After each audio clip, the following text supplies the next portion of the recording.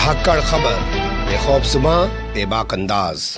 धाकड़ खबर के news room से मैं आपके साथ हूं अकरम रेस खान। राम मंदिर निर्माण के लिए जुटाए गए चंदे पर विवाद रुकने का नाम नहीं ले रहा है, या यूं कहें राम मंदिर निर्माण के लिए जुटाए रहे चंदे पर उठ रहे सवाल रुकने का नाम नहीं ले रहे हैं। लगातार सवाल खड़े होते जा रहे हैं। तो दो तस्वीरें मैं आपके सामने रखने जा रहा हूं। एक खबर में जिक्र करेंगे, जो पहली तस्वीर होगी हमारे पास, कि राम मंदिर निर्माण के लिए अभी कितना चंदा जुटाया गया है, क्या क्या सूरत हाल निकल के सामने आ रही है, कितना खर्च हुआ है और क्या क्या दिक्कतें दुश्वारियां अभी पैदा हो रही हैं। इसके अलावा दूसरी तस्वीर आपके सामने रखेंगे महामंडलेश्वर से जुड़ी हुई, जो कह रहे हैं कि इन लोगों ने तो पहले भी चंदा जुटाया था, अब भी चंदा जुटाया, और वर्तमान समय में जो सत्ता बैठी हुई है वो हिंदुत्व का गीत जरूर गाती है, लेकिन सबसे ज्यादा असल में वो हिंदू विरोधी है। कैसे वो बयान दिया है, उन्हीं के बयान के आधार पर, उन्हीं की ज़बानी आपके सामने रखने की कोशिश करेंगे। लेकिन पहले ये तस्वीर देख लीजिए। इस खबर में दावा किया जा रहा है कि राम मंदिर निर्माण के लिए जुटाए गए चंदे में कलेक्ट हुए जितने भी चेक थे उसमें से 2000 चेक बाउंस हो गए। चेक बाउंस तभी होता है जब अकाउंट में पैसा नहीं होता है। तो कहा जा रहा है कि या तो उनसे ज़बरदस्ती चेक ले लिए गए, इस वजह से उनके अकाउंट में पैसा ही नहीं था, उन्होंने चेक काट दिया, और बाद में या उनको ज़रूरत पड़ी तो उन्होंने पैसा पहले ही निकाल लिया, जब तक इनकी तारीख आती उससे पहले ही वो बाउंस हो गया। लेकिन बड़ा सवाल ये कि 2000 चेक अगर बाउंस हुए हैं तो उनका अमाउंट कितना है जी? 1,000 का भी होगा तब भी जाके भाई कहीं लाख में बैठता है पूरा मामला जाके। तो कितना अमाउंट है ये अभी बताया नहीं जा रहा है। अखबार में छपी रिपोर्ट के मुताबिक कहा जा रहा है कि अभी ये डाटा कलेक्ट किया जा रहा है, जोड़ा जा रहा है, हिसाब किताब गुना भाग किया जा रहा है, जिसके आधार पर बताया जा सकेगा कि कितना अमाउंट इन 2000 चेक बाउंस होने की वजह से जो है राम जन्मभूमि तीर्थ क्षेत्र ट्रस्ट को नहीं मिल पाया है। बता दें आपको 44 दिनों तक ये पूरा अभियान चला और इस अभियान के दौरान 2100 करोड़ रुपए अभी तक राम जन्मभूमि तीर्थ क्षेत्र ट्रस्ट को प्राप्त हो चुके हैं। बताया जा रहा है कि मंदिर निर्माण पर महज 1100 खर्च होंगे। 1100 करोड़ यानी कि 1000 करोड़ ज़्यादा मिल चुके हैं। अब ऐसे में 200 चेक बाउंस हो गए हैं, तो इन 200 चेक बाउंस का कितना अमाउंट बन रहा है, कितने करोड़ का, कितने लाख का, कोई जानकारी अभी नहीं है। इसके अलावा 4000 चेक जो हैं वो रिजेक्ट हो गए हैं। जी हाँ, ओवर राइटिंग के चक्कर में, जैसे आप कुछ लिख रहे हैं उसके ऊपर ओवर राइटिंग कर दिया, कट कर दिया, लिख दिया, एक के ऊपर एक वर्ड चढ़ा दिया, उस वजह से, या कुछ के दस्तखत नहीं मिल पाए हैं, मैच नहीं कर पाए, उस वजह से 4000 चेक जो हैं वो रिजेक्ट कर दिए गए हैं। लेकिन उनका भी अमाउंट नहीं बताया जा रहा है कि उनमें कितना अमाउंट था और कितना अमाउंट उनकी वजह से कलेक्ट होना था। लेकिन बड़ा सवाल ये कि 2100 करोड़ रुपए आ चुके हैं, 1100 करोड़ खर्च हो रहे हैं, 1000 करोड़ पहले ही ज़्यादा हैं। अब ये 6000 जो चेक हैं इनका क्या किया जाएगा?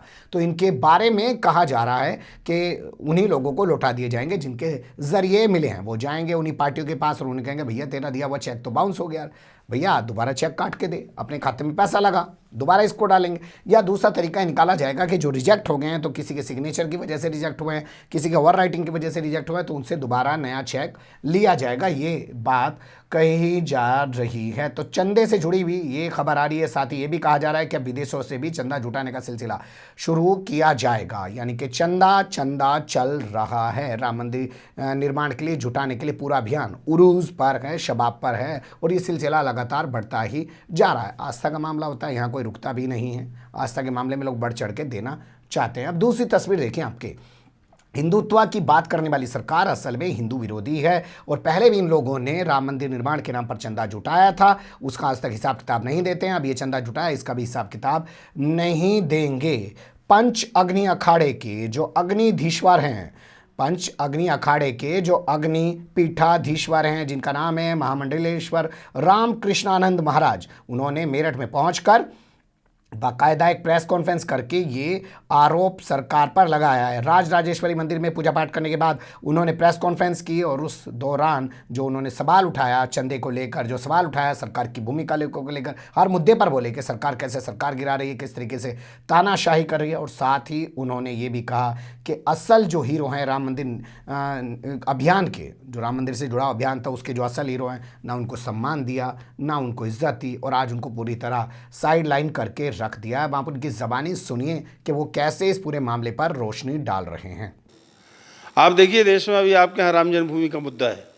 राम जन्मभूमि के मुद्दे को आपको मालूम है राम जन्मभूमि के लिए पहले लोगों ने कितना चंदा किया?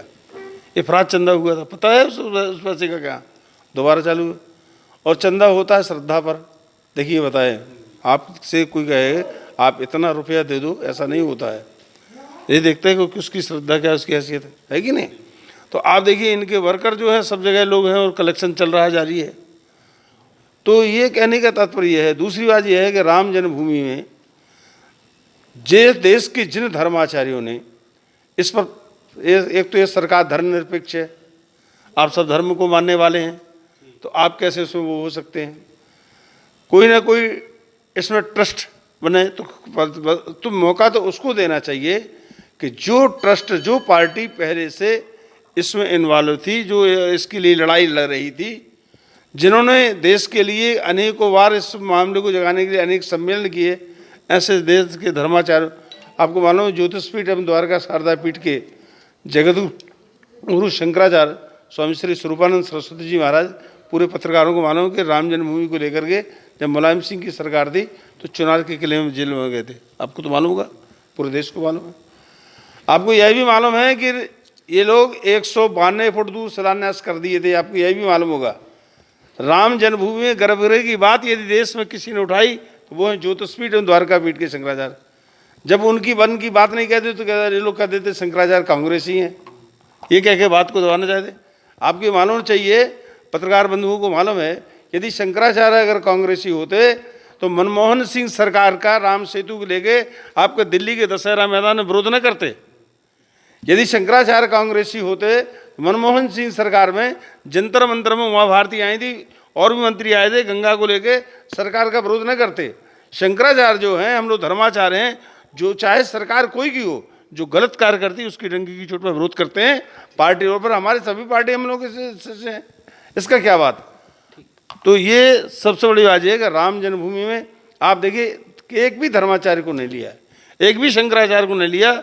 जो इनके पार्टी के प्रचारक रहते हैं उनको ही वो सब महत्व देते हैं।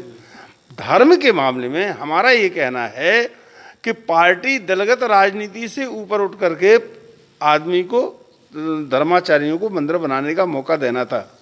और शुभ मुहूर्त में आपने देखा है कि आप लोग तो सब घर गृहस्थी वाले हैं, देव उठनी एकादशी के पहले सामान्य ग्रस्त भी अपनी झोपड़ी की भूमि पूजन नहीं कराता। वो भी एक मड़ैया बनाने वाला गांव का किसान नहीं करता है। आपने अशुभ मुहूर्त में ही मंदिरों का वो कर दिया, शुरुआत कर दी। महाराज जी, तो ये कहने का मतलब ये है कि जिस दिन नींव रखी गई थी राम जन्मभूमि की, वो अशुभ मुहूर्त था। वो पक्का है इसमें। आप बताइए, देव उठनी एकादशी सूर्य उत्तरायण में के पहले होगा कि नहीं? ये तो सूर्य उत्तरायण भी मकर संक्रांति के बाद लगा, मकर संक्रांति के पहले शुरू हो गया कि नहीं? क्या समस्या आ सकती है आगे चल के जब अशुभ? आप देखिए ना, देख लीजिए, आपके यहाँ कोरोना आ गया और न जाने कितनी विसंगतियाँ आ रही हैं। अपूज्या यत्र पूज्यन्ते पूज पूज व्यतिक्रमा त्रीणि तत्र वर्तन्ते दुर्भिक्षम मरणम भयम। जहाँ पूज्यों की पूजा होती है, पूज व्यक्तियों की उपेक्षा होती है, वहाँ 3 घटनाएं घटनी। दुर्भिक्ष आप देख ली, कभी अनावृष्टि होती, कभी महावृष्टि होती।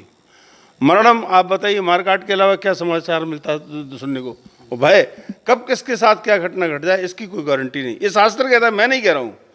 तो कहने का तात्पर्य है, आप भारतवर्ष में हैं, हिंदुस्तान में हैं, आप हिंदुओं की हिमायती बनते कि हम सबसे बड़े धार्मिक नेता हैं, धार्मिक पार्टी है, तो कभी धार्मिक की आप तो उपेक्षा न करो, शास्त्रों की उपेक्षा आप तो न करो, धर्माचार्यों की उपेक्षा तो आप न करो। वहाँ आपने मान लिया कि आपकी ज्योतिषपीठ द्वारका पीठ के शंकराचार्य से मन नहीं मिलते हैं, आप श्रृंगेरी वाले को बुला लेते, आप गोवर्धन पीठ वाले को बुला लेते, आप अन्य संप्रदाय के आचार्यों को लेते। हमारा जो रामालय ट्रस्ट बना था, जो राम जन्मभूमि पुनरुद्धार समिति, जिसने पक्ष अपने रखे, सबूत सिद्ध किए कि राम जन्मभूमि है, उसको इन्होंने दरकिनार रख दिया। कितने सैकड़ों सम्मेलन शंकराचार्य जी ने पूरे देश में किए, देश के संतों को बुलाया। आपने तो चंदा किया, हम लोगों ने तो चंदा नहीं किया। हम लोग तो जहाँ जाते हमारे भक्त लोग खड़े हो गए और सारी व्यवस्थाएं कर देते हैं और काम हो जाता है भगवान की कृपा से। राम मंदिर का मुद्दा कितना फर्क डालेगा? अब चुनाव है अगले साल, ये कितना फर्क डालेगा? देखो भैया, फर्क की बात तो ये है कि आप जानते हैं और हम भी ये बात जानते हैं, मिशनरी इनके हाथ में है। आज से हम बता रहे हैं, ये नोट दे करके और ये मशीनों के माध्यम से, ये क्या है, जिसकी लाठी उसकी भैंस वाली बात चल रही है। अब तो कोर्ट को भी लोग अपने प्रभावित कर लिए, आप देख लीजिए। तो अब तो ये है कि लोकतंत्र में जो कुछ कह पाना संभव नहीं, तो जगदम्बा ही जो चाहे सो हो सकता है। इस बात को आप लोग स्वीकार करेंगे कि देश में एक प्रकार से हिटलर शाही शासन हो रहा है। और विकल्प, ये सारा फायदा इसलिए मिला चूँकि कोई विकल्प जो है इसका भी लोगों को नज़र में सामने नहीं आ रहा, उसका ही नाजायज फायदा है। सुन लिया आपने ये साधुओं के अंदर से ही आवाज उठ रही है। लेकिन आपको पता है, भोंपू मीडिया और उसके दलाल चाटुकार दंगाई पत्रकार इन साधुओं के इन बयानों को कोई महत्ता नहीं देते हैं। वो उन्हीं साधुओं के उन्हीं बयानों को महत्ता देते हैं जो सत्ता में बैठी पार्टी को सूट करते हैं या सत्ता में बैठी पार्टी के इशारे पर काम करते हैं। ये तमाम आरोप लगते रहते हैं। इसके अलावा भी ये खबर आपके सामने रखूंगा, बड़ी दिलचस्प खबर है, उसको भी देखिएगा। वो भी साधुओं से जुड़ी हुई आ रही है, क्योंकि बहुत सारे प्रस्ताव पास किए गए हैं। तो प्रस्ताव पास करने के बाद सवाल क्यों खड़े हो रहे हैं, उसे जानने के लिए अगली खबर का इंतजार कीजिएगा। फिलहाल अब यहीं रुकते हैं। कमेंट्स के रूप में आप लोग अपनी राय दे सकते हैं, खबर को लाइक कर सकते हैं, चैनल को सब्सक्राइब कर सकते हैं और ज़्यादा से ज़्यादा हमारी खबरों को शेयर कर सकते हैं। फिर ऐसे ही किसी सुलगते हुए या उलझते मुद्दे लेकर मैं आपके सामने हूँगा हाजिर। फिलहाल अभी मुझे दें इजाज़त।